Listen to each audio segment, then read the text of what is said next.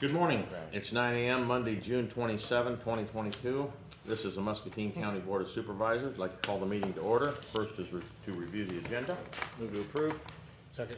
Motion by Nathan, second by Santos. All in favor signify by saying aye. Aye. Opposed? Motion passes.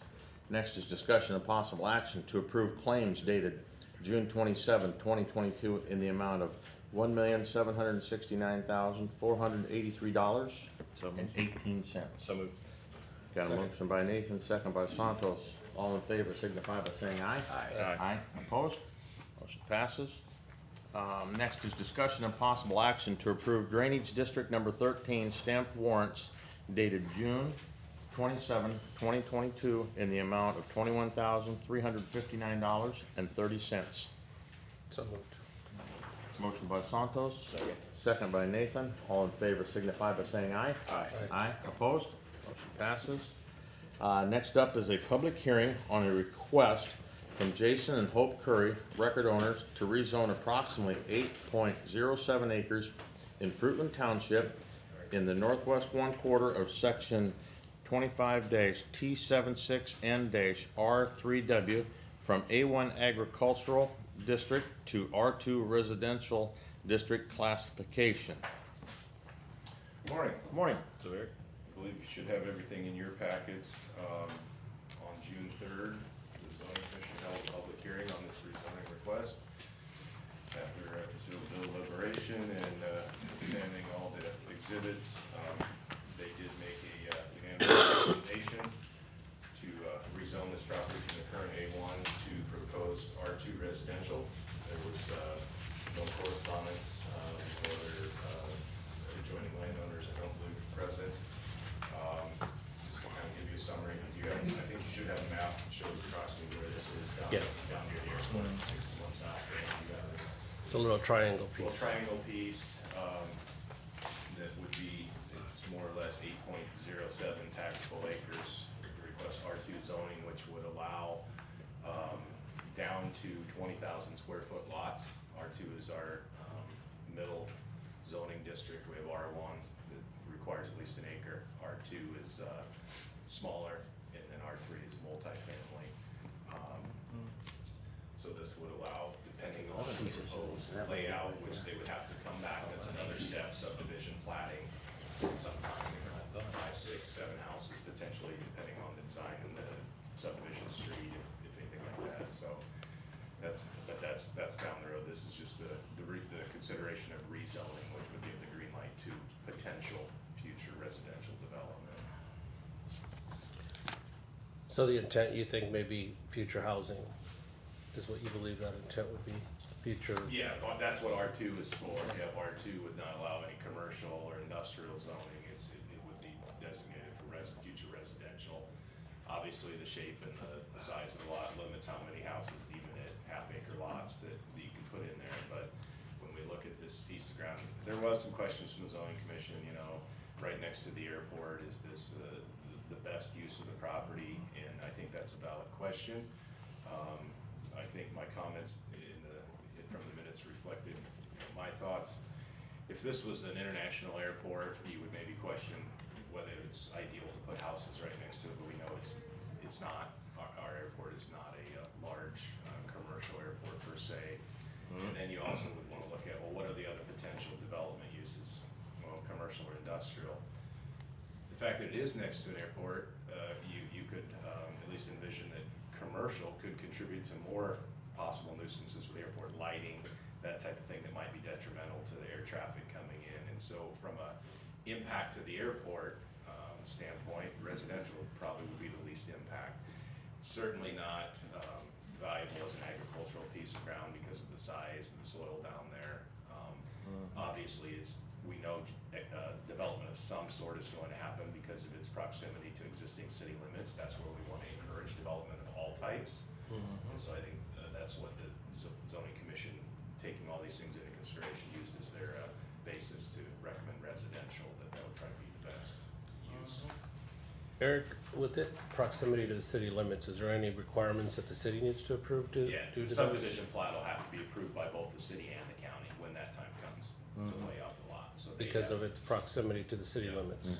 According to Okay. state code, anything within 2 miles of the city limits, the subdivision plats can be reviewed. Now, they're practically limited on the things that they can comment on to basically road, street, and sidewalk design. It's still our subdivision standards, our lot standards, but because they've adopted a rural road ordinance, they have the right to comment on street designs. And that's basically because it's easily envisioned that this could be annexed in the more near future, and so they want some consistency potentially with city street designs, but that's what they're limited on, basically, commenting on and requirements. Currently, is this close to the water, or to the city water systems? There's some city sewer that goes down there, but I think it's on the other side of 61. We always, when we look at even properties in the city that aren't yet on city sewer, we work directly with the city. If someone comes in and wants a septic permit, that is always permitted by my office, even if it's in the city limits. We always start with a phone call, how close is city sewer? And if the city deems it close enough and practical enough to be connected, then we require landowners to connect to city sewer. This one, I don't foresee the city requiring connection because it would be quite difficult to go under. You'd have to go clear underneath 61. And so I would envision on-site treatment systems. So their water's on the east side, this is gonna be built on the west side? Correct. Yeah. Okay, all right. And that's part of the subdivision design phase as well, is laying out not only buildable lots, but lots that can accommodate private well or community well and on-site septic needs. So that's part of the review process when the plat comes before us. So. My question is in regard to, traffic, once you have X amount of residents build there, would you be looking at utilizing the old Highway 61 drop down there, to the south a little bit to access the 4-lane? Does that make more sense? I believe that's their initial intent at this time. That is completely at the discretion of the DOT. Sure. Again, when we go to review and consider a proposed subdivision plat, if the subdivision entrance is shown off Highway 61, the applicant owner will need to provide proof that the entrance has been approved by the DOT since that's a state highway. And then, so we defer to their judgment on what's. That's just what it looks like to me, looking at it from the map is all. And then if the DOT has issues, then they'll have to explore other entrances coming. I think there's like a private service road, but I believe their intent is to go the 61 direction. So no public comments other than what was presented to the zoning commission? That's correct. I did have, one of the adjoining landowners was in my office for Mike Riggin, for another matter, just asked some general questions, and then he was obviously made aware with the hearing, but chose not to attend, so. Sure. Yeah. I think the only other comment that I was thinking about was if MPW does pursue the water line run into Louisa County, if that would probably be continued to be running through, would that ever have an impact on this project? If it's on the east side, I don't think it would affect it so much, but if it was on the west side, I wonder if that would make a requirement for something like this, knowing that they're only supplying Louisa County long-term, and I know that's still a discussion, Right. but that would affect this eventually in the long-term. Well, I Could mean, it? I think it becomes a possibility at that time, if that does come to fruition, and, depending on where they're at in development, it's something they could approach the city and Power and Water about, Yeah. or if they've already invested in a community well or private wells on the property, as long as that's in the county, I don't believe there's any obligation then to connect to new municipal water. I thought there was if you were within so many feet. Not if you're not in the city. Okay. I mean, if they're established and on the well, it really becomes an owner's discretion issue. Managing subdivision wells is becoming more laborious with the DNR. I think the intent is for these lots to have their own private wells. But as long as it's in the county and if they are already on private water supply, then they can stay on it. But it's certainly something that could be explored if that infrastructure is ever installed. Okay. Okay. Thank you. Any other comments, questions, anything? I'll move to close the public hearing. Second. Motion by Santos, second by Nathan. This is a roll call vote. Nathan? I vote aye. Santos? Aye. And Doug? Aye. The public hearing is closed. Next up is discussion of possible action to approve an ordinance rezoning approximately 8.07 acres in Fruitland Township from A1 Agricultural District to R2 Residential District on the first of 3 readings. So moved. Second. Motion by Nathan, second by Santos. This is a roll call vote. Nathan? Aye. I vote aye. Santos? Aye. And Doug? Aye. Motion passes on the first of 3 readings. Thank you very much. Next is discussion and possible action to approve a preferred provider agreement between Muscatine Center for Social Action and Muscatine County with Community Services Director Felicia Toppert. Felicia, good morning. Good morning. I'm just gonna give you a copy of the contract in case you don't have it. You do have it? Sure, when I make all the copies, you That's know. all right. Nancy's so on it. We'd like to pay. We like paper. Oh my gosh. I don't actually, but you know. This is an agreement with MCSA to provide the essential service of homeless services, primarily shelter, case management, and also there is a provision in here to pay for a nightly rate for the domestic violence shelter. So the difference between this contract and last year's, first thing is I have moved the contract from a process outcome-based contract to a program outcome-based contract. So you'll notice in here that there are incentives for getting people housed within time periods. So the largest incentive is $100 if they get the folks permanently housed within the first 30 days of entering the shelter. And then it graduates down after that.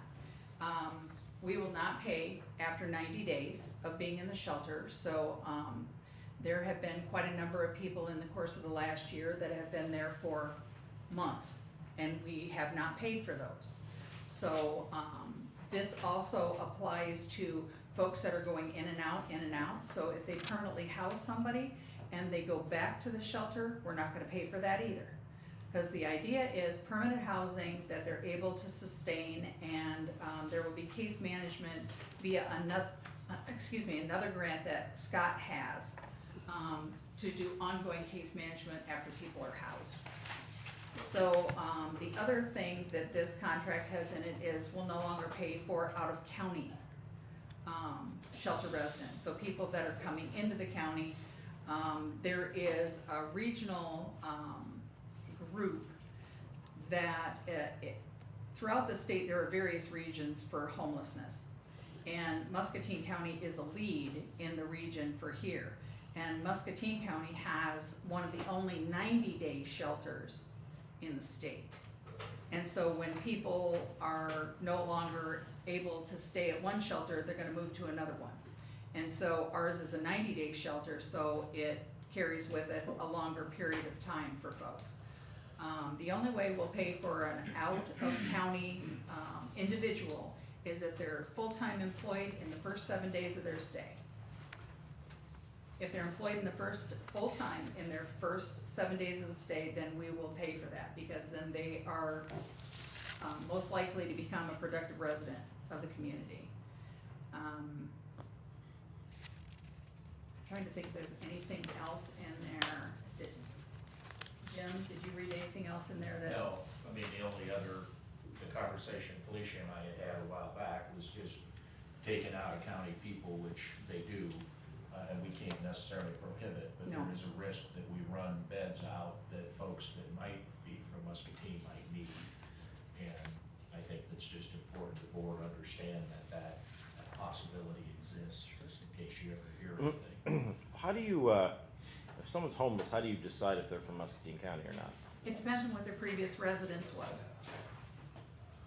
And we check that. All of the individuals that we pay for actually come over to our office, and we actually assure that they're income eligible and meet the criteria, and then we start paying for their nightly rent.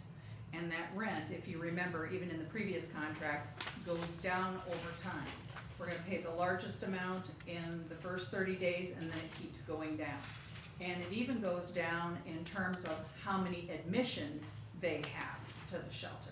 Because we've got people who roll in and out of the shelter on a pretty continuous basis. So they'll be there for 2 or 3 or 4 days, and then they'll be out for a week, and then they'll go back to the shelter, but they're chronically homeless. And that's the difficult part, is you're encouraging people to get out and get into their own housing in the community, and you're dealing with folks that sometimes just refuse to do that. And so we're left trying to figure out how to manage that. Felicia, you stated that an individual, if they had full-time employment in the first 7 days that they were into a shelter, then their stay could be longer than 90 days. No, No, no.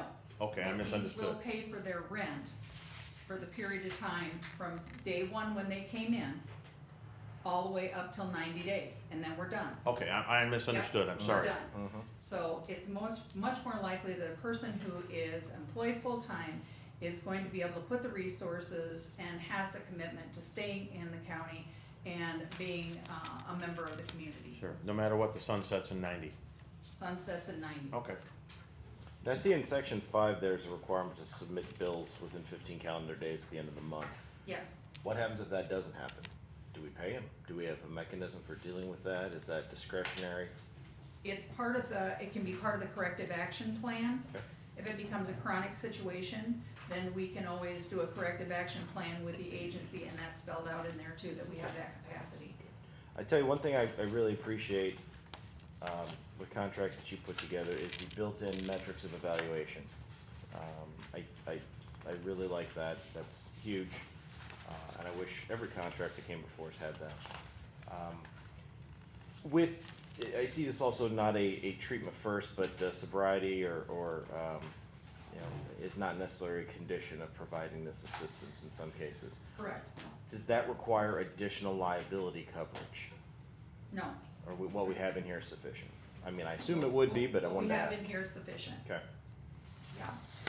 Because the Housing First model is one that the federal government is really pushing down the road, because you can't get a person clean from drugs if they have nowhere to go. You can't get them off of alcohol if they have nowhere to go. And mental health is the same thing. You can't treat mental health on an ongoing basis if somebody doesn't have some place to live. So the idea is to get them into housing and then, through case management, work through all of those other issues. I know the MCSA has also been working hand in glove with a lot of other partners to expand housing options. Yes. In addition to the larger community, Yes, is it, I mean, is it realistic that the number of folks coming through here are gonna be able to find, with some degree of facility, permanent housing? that is our biggest challenge, because Fair. we don't have a lot of affordable rent Yeah, per se. We've got quite a number of places that will, like the Towers and Clark House and, you know, Cedar Park, Cedar Hills, that will do, income-based rent, which is awesome. And for our folks that have mental health issues, we can get them on Section 8. But it also requires that, the landlords are willing to accept Section 8 and accept all of the requirements that go along with that. So, that's been the biggest challenge, is getting people in.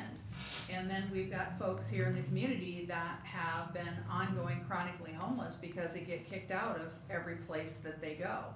And, you get a legal eviction on your record, and your chances of being able to rent anywhere in this town is probably not very good.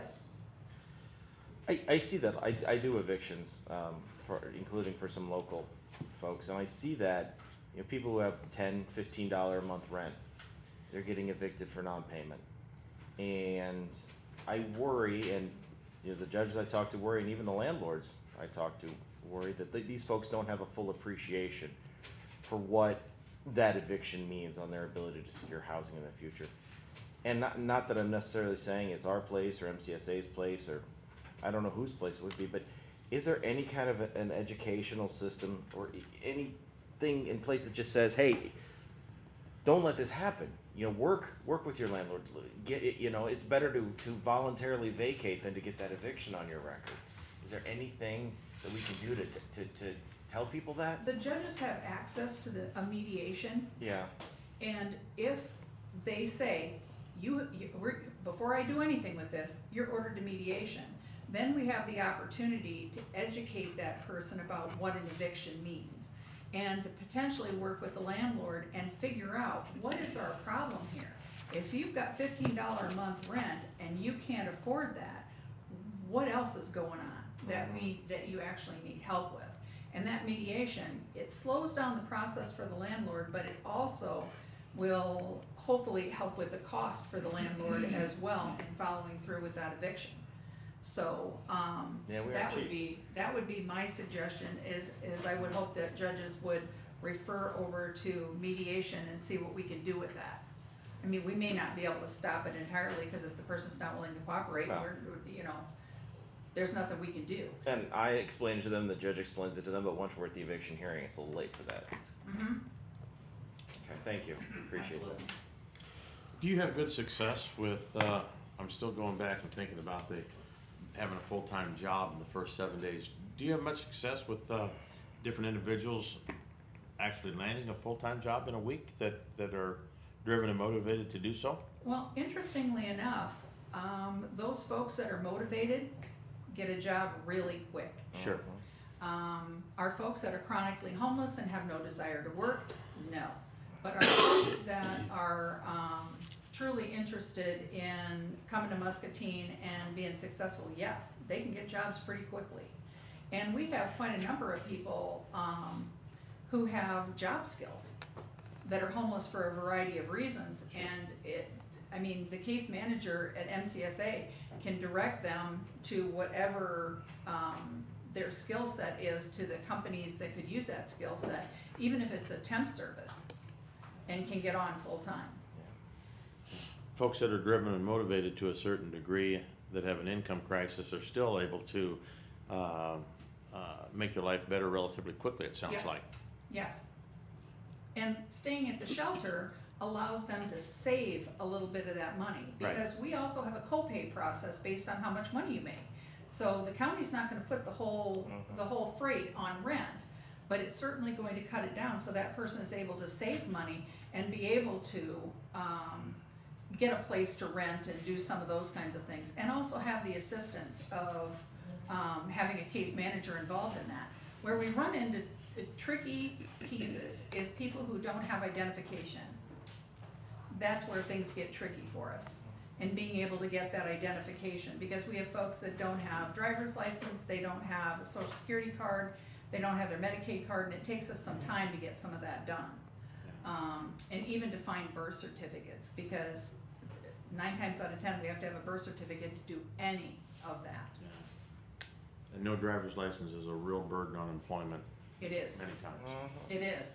However, we've got a pretty decent bus system in Sure, terms of being sure. able to get people to and from and that sort of thing. And It's just being able, if you have that tool, it makes your life easier. yes, it does.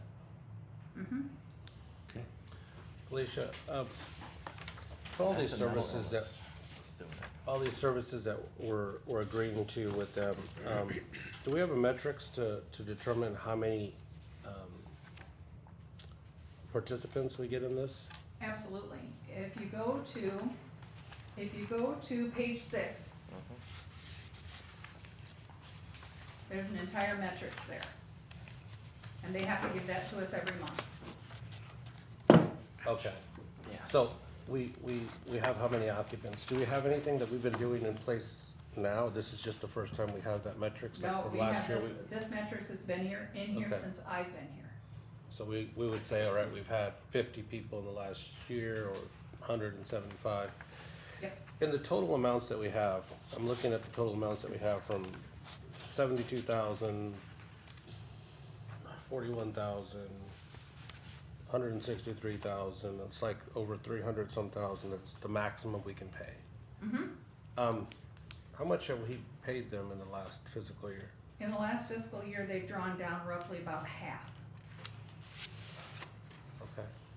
Because in order to draw down the case management, they have to have the documentation in place when I go to audit. So, and if you remember, they were on a corrective action plan the first 6 months, so we were getting, notes and case plans and that sort of thing. So they were able to get off that corrective action plan about February. And, so if that note isn't there, they can't bill for it. Yeah, So- I'm glad that we're having some sort of like, I think, cause Nathan mentioned some sort of checks and balances in that fashion. I just wanna make sure that we're keeping that system in performance, and I realize that you're doing an audit on their group, which is identifying those potential risks or concerns around what we have Yes. for it. So my last question is, when we have, I think on page 13, the insurance requirements, what is the purpose of that for this type of a contract with them? Is this insurance for contractors they use in the facility, or what This do we need insurance this is for? for them. They have to carry this level of insurance. This is just their physical insurance of the building of what's. The okay. building, general liability, we're talking about workers' compensation, those kinds of things, we're talking about professional liability, Okay. because they're doing case management and anything around property. Okay, good. I have no other questions. Okay, I like it. I agree. Anything else? I'll make a motion to approve. Gladly second that. Motion by Santos, second by Nathan. Any other discussion? All in favor signify by saying aye. Aye. Aye. Opposed? Motion passes. Thank you, Felicia. Thank you. Very good. Next item is items with County Engineer Keith White. First up is the discussion of possible action to approve various utility permits. Yeah, I'm gonna have Brian jump up here and Okay, do a couple of these. Good morning. morning. We have one utility permit today. It's from Eastern Iowa Light and Power, REC out of Wilton, Iowa. They request 2-bore underground electric on 181st Street from House 3585 southwest to Wildcat Den Road, and then also on 186th Street from Wildcat Den Road east and south to House 3591. That's the dead end there. Okay, So make a motion to approve. got a motion by Santos, Second. second by Doug. All in favor signify by saying aye. Aye. Opposed? Motion passes. Project updates. We have a couple projects going on right now. The 171st Street paving and culvert job out by SSAB. Our contractor did begin paving last week. Today they're prepping for paving and they hope to pave again tomorrow. Then also out there, Binns and Stevens on Friday reapplied dust control on Ward Ave and 171st. So trying to keep dust down and near people's houses and on curves. Did this rain have any effect on that? It seemed to hold up really well. Okay, it's got quite a bit of rain. Mm-hmm. That road's very, very hard packed currently, so. Good. That it is. The York Ave Bridge up by Walcott, Jim Schroeder Construction's working up there. They've removed the old bridge and they've begun driving piling. This week they'll continue piling and hopefully get done with it. So, that's what I got for a project update. Okay. Is there anything other, gentlemen? Anything else? No? Just see if you had any questions on projects. The only other thing I wanted to mention was we've been unable to schedule this. Jeff's not here, it's mainly for Jeff and Scott. We've been unable to schedule a technical committee meeting, Region 9. Seemed like the only time people could come was the afternoon of July 1, which Scott County couldn't be there. I'm not going to attend any meeting that Scott County and the city of Muscatine, hate to say, but the big players can't be there, so. We're gonna try and get together before the policy meeting, which I think is the 12th. Yes, I believe it is 12th. There are some tip amendments, they're minor things that have to get passed on by us, so. That's all I got.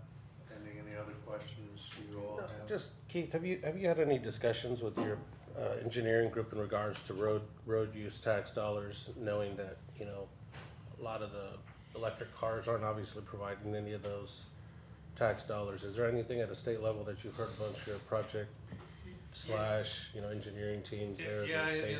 in the past, there've been discussions on the electrical vehicle situation.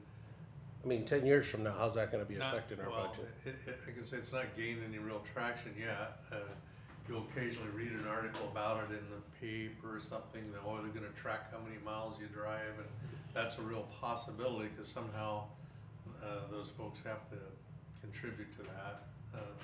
But currently, One they're would not. be the worry with, if we're gonna suspend the federal gas tax and Yeah, I know. and that's a if different- we suspend the state road use tax, you know, that's kind of like our major source of funding.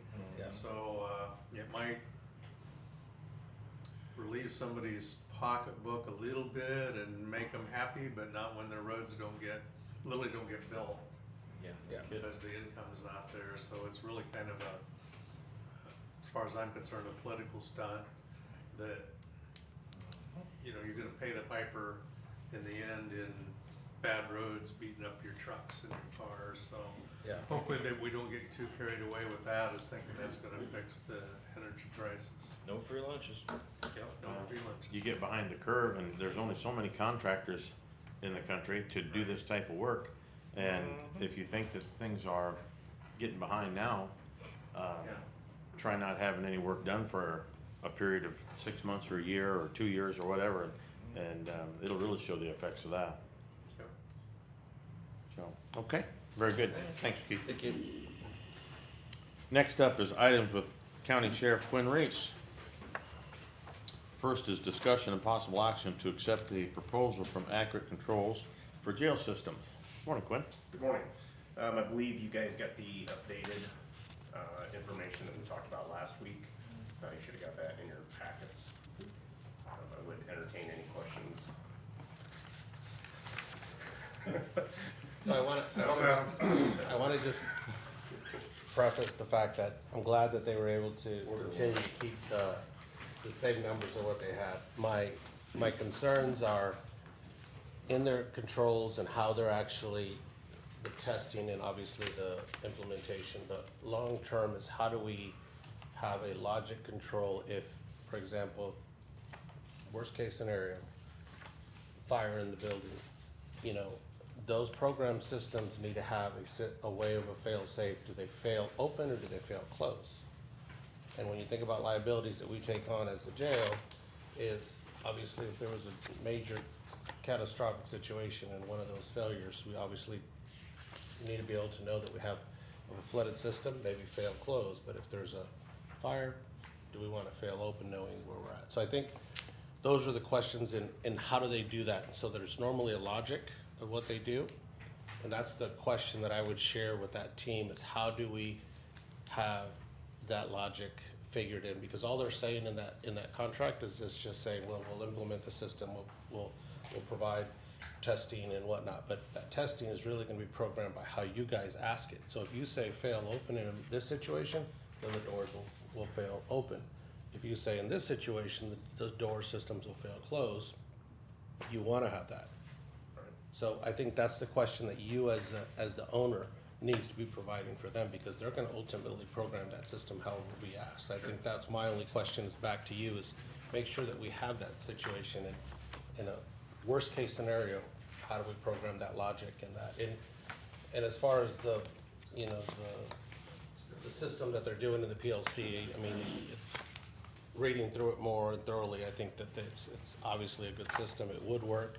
Software upgrades that they're doing should be a good system, and I think that the cost associated with it should meet what we need. And we currently do, we just talking to Matt here, we do fail close at the moment, and that would certainly be a discussion moving forward with implementation on the new. And then just obviously how they're doing it across the system, I'm glad that it'll be a system that will stay through it, so. Sure. Not a go get lunch type deal. Just wanna make sure we're doing the right thing, so. Gave me crap. I will make a motion to move. I did have one comment. All right, go ahead. I would suggest under section 12(1)(c) that we make the applicable laws in the state of Iowa, not the state of Wisconsin. That's their state of residency, but I prefer to, if we're gonna do services here, then we should be here, but that, other than that, I don't have anything else to. Other than to know what they exclude and include, obviously, that has been an issue in the past when you get down the road, so. Good. I'll make a motion to approve the proposal as amended with changes to Iowa law. Second. I have a motion by Santos, a second by Nathan. Any other discussion? All in favor signify by saying aye. Aye. Aye. Opposed? Motion passes. Next is, discussion of possible action to approve a mileage fee for service. Currently, with our civil division, we haven't changed our mileage rates, since 2018, I believe.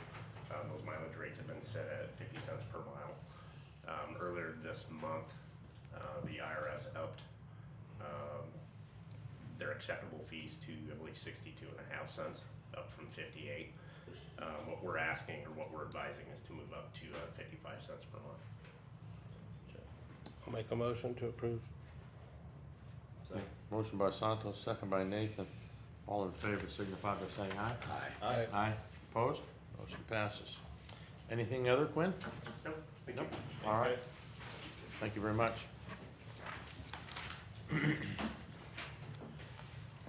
Next is discussion and possible action to approve a renewal and ownership change for an Iowa retail Class B wine, Class C carryout beer, Class C LE, and Sunday sales permit for Casey's Marketing Company, DBA Casey's General Store, number 2472, 1334 Highway 22, Nichols, Iowa.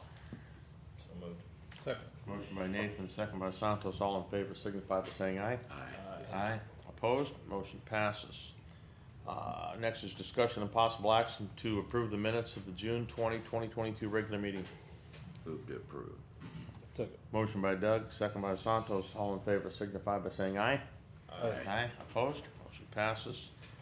Correspondence. Nathan? Excuse me. So I just, let's see, we got a nice thank you letter from Rich Dwyer, Community Foundation, for our support of the, Mulberry Health Clinic. Let's see, we got an email regarding, personnel about a decision that was 2 or 3 years ago, so don't know why that we're getting that. That was longer. Had a couple conversations with just folks generally about the state of the county. And I did talk to Eric Sanders, our new Veterans Affairs Commission Coordinator, or Director. Hitting the ground running, very interested in doing a lot of things, a lot of outreach, getting involved in the county fair, so I referred him to Doug. And hopefully we'll get him in here before a meeting before too long. Okay, that everything? Yes, sir. I had most of those same things with the exception, I also had an email from Matt Storm, in regard Yeah. to, did you have that as well, Yeah, I Nathan? did, my bad. From, in regard to, thanking the county for its, movement of rock down on 245th and the improvement of that, down there in the bottom. So that's all I had. Santos? Same things. The only thing I had is, I had a meeting with, wouldn't say a meeting, it was more a podcast that they did in West Liberty for We Lead. Kind of talking a lot about the things that they're doing in West Liberty, things at the fair, and was able to get on that last week. That's all I had. Okay, Doug? Same emails you guys had from Matt Storm on 245th, Rick Dwyer. Okay. That was it. Committee reports, Doug, you have anything? No. No? Santos? Nope. I had on Monday the 20th, I had the Conservation Board, and on Wednesday the 22nd, I had Bi-State. They had the representative from Quad City Airport there that gave a really nice presentation and with the state of the airport and the problems from the COVID situation and all the pieces of the puzzle that go together to make an airport work. It was very interesting. Nathan? See, on the 21st, I had the Veterans Affairs Commission meeting. And on the 23rd, I'm glad you can go to the bi-state because they always schedule the Mississippi Valley Workforce Authority meetings on the same Wednesday at the same time. So I figure I'll go to those since I'm the only one. We had the Finance Committee meeting, talked a lot about transitioning to the new fiscal agent. Just some changes we mentioned, like the mileage update. So I think we're gonna be seeing that through a lot of different agencies and organizations with the request. So that's what I have. Okay, very good. Next is items with the administration office. First up is discussion and possible action to approve appointments to the Muscatine County Compensation Commission for the period July 1, 2022 till June 30th, 2023.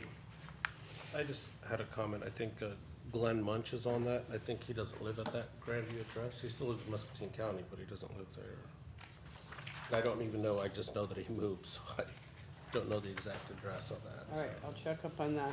On the, I think he's the last one on that Yep. list. I know he moved about last year, so. I'll make a motion to approve. Motion by Santos, Second. second by Doug.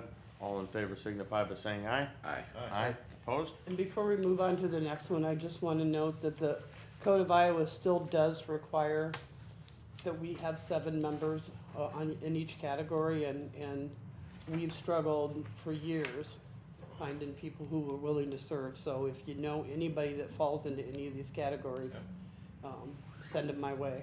Okay. All right, thank you. And we do have those posted on the website, I believe, too, right? That posting that there's Yeah. availabilities has been on the website for 2 years now. Yeah. All right. Okay, next is, discussion and possible action to approve the reappointment of Wes Wolf to the benefited fire district number 6 Board of Trustees for a 3-year term ending June 30th, 2025. He's already been approved by the Scott County Board of Supervisors. So moved. Second. Motion by Nathan, second by Santos. All in favor signify by saying aye. Aye. Aye. Opposed? Motion passes. Next is discussion and possible action to approve the reappointment of Jody Royal Goodwin and Michael Calvin at the Muscatine County Veterans Affairs Commission for 3-year terms ending June 30th, 2025. So moved. I'll just say they're both good members, enjoyable to work with. Okay? Second. Okay, I got a motion by Santos, second by Nathan. All in favor signify by saying aye. Aye. Motion passes. Next is discussion and possible action to approve the reappointment of Robert Bond and Mike Keller to the Mercer Muscatine Revolving Loan Fund Administration Board for 2-year terms ending June 30th, 2024. The only question I have there is I thought the bonds were moving, but perhaps they were just moving in town. I reached out to Robert, and he indicated he's willing to Perfect. continue serving. Okay. so- Let's do it. So moved. Motion by Nathan. Second. Second by Doug. All in favor signify by saying aye. Aye. Aye. Motion passes. Next is discussion and possible action to appoint a contract with Central Iowa Juvenile Detention Center to serve as fiscal agent for employer of record services provided to the Mississippi Valley Workforce Development Board. So, is this us being there? We have an or- agreement with Mississippi Valley Workforce Development Board to serve as employer of record for their 3 employees. This agreement, the fiscal agent that we had before, that's who we would invoice, and then we get reimbursed, our cost plus, an admin fee. They're changing their fiscal agent, and so we need to sign a new agreement with the new fiscal agent that basically says, we're gonna pay these people as if they're our employees, we're gonna bill you for what that costs us, plus admin fee, so. So we're doing that to the juvenile team. Right, it's just a different fiscal agent that, We're just switching providers. yep. Okay. So the Mississippi Valley Workforce Development Board, that's the one that you're on, Nathan, correct? Correct. And those 3 individuals that we have, I mean, I don't think we've had them come here once, I believe. I don't know that we've ever had. They have, They what, came here one time. 8 or 10 counties that they serve. all we Okay. really do, someone's gotta sign their paychecks, and that's really all we do. We can certainly invite them over, I know they're Oh, I incredibly just busy. didn't know what. Yeah, what they were- we just service employer of record, which means, we pay them as if they're our employees, and then we bill that to the fiscal agent and get reimbursed for all of that. And they provide for 8 counties, Nathan, It's, 7 or 8. it's 8, 9, or 10, I'd have to, Okay. yeah, I can get that list if you'd like. No, I just didn't know. I wasn't sure. All right. Move I'm to good. approve. Second. Did I have a motion? Yeah, by Doug. Doug, and Yeah, second by Santos, all in favor signify by saying aye. Aye. Aye, opposed, motion passes. Next is discussion of possible action to approve a memorandum of understanding between Muscatine County and AFSCME for an amended wage scale to include a commissionary/food service worker pay classification. And I don't, as you recall, I talked to you about this a while ago, and you guys gave us the okay to negotiate with the union. We've done that now, and as soon as you approve this, are ready to move forward with filling that new position. Okay, I'll make a motion to approve. Second. motion by Santos, second by Doug, all in favor signify by saying aye. Aye. Aye, opposed, motion passes. Next is discussion and possible action to approve resolution 06-272201 FY 2022/23 budget appropriations. This just gives the departments permission to spend the money that you put in their budgets for next year. Okay. Accept the motion. I'll move to approve. Motion by Doug, Second. second by Santos. This is a roll call vote. Nathan? Aye. I vote aye. Santos? Aye. And Doug? Aye. Motion passes. Next is action to accept June 2022 payroll claims. So moved. Second. Motion by Nathan, second by Santos. All in favor signify by saying aye. Aye. Aye. Opposed? Passes. Anything other, Nancy? Just to remind you about the cash counts that need to be done on the 30th. On Thursday. Isn't it Thursday? Yep, and I will give you each your sheets after the meeting. Perfect, thank you. Next is receive information from county employees. Do I have any county employees that wish to address the board on any issue? Seeing no one come forward. Next is receive comments from the public. Do I have anyone from the public that would like to comment to the board on any issue? Seeing no one come forward, it is 9:48 and we are adjourned.